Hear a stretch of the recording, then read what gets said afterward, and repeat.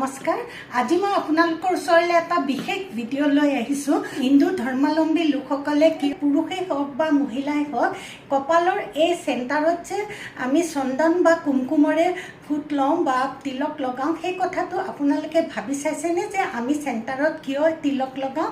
আচলতে ই বিজ্ঞান আৰু ধৰ্মৰ লগত জড়িত হৈ আছে এই চেণ্টাৰৰ পৰা পিছলৈকে যদি আমি এটা লাইন টানো তাৰ একদম চেণ্টাৰত এটা পিনিয়েল গ্ল্যান্ড আছে যাক আমি থাৰ্ড আই বুলি কওঁ এই পিনিয়েল গ্ল্যান্ডটো পাইন গছৰ কোণটোৰ নিচিনা আৰু তাৰ পৰাই ইয়াৰ নাম পিনিয়েল হৈছে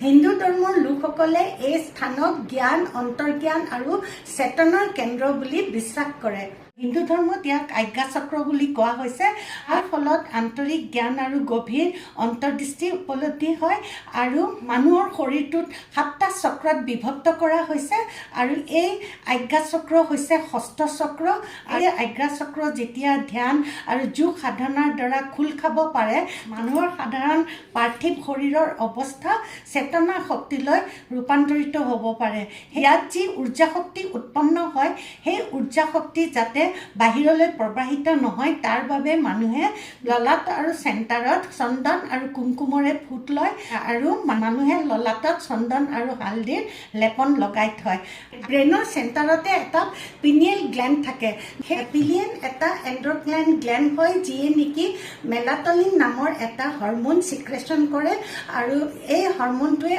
আমাৰ টোপনি অহাত সহায় কৰে ই আন্ধাৰ হ'লে বেছি সিক্ৰেশ্যন হয় আৰু পোহৰ হ'লে ইয়াৰ সিক্ৰেশ্যন লাহে লাহে কমি যায় আৰু ৰাতি সেইকাৰণে আমাৰ ভালদৰে টোপনি আহে আমাৰ যদি ভাল টোপনি আহে আৰু শৰীৰ শান্ত থাকে তেতিয়াহ'লে আমি সুস্থ অৱস্থাত থাকিম আৰু সুস্থ আৰু নিৰোগী অৱস্থাত থাকোঁ আমাৰ তেতিয়া জ্ঞানৰ ঊৰ্জা আমাৰ বেছি বাঢ়িব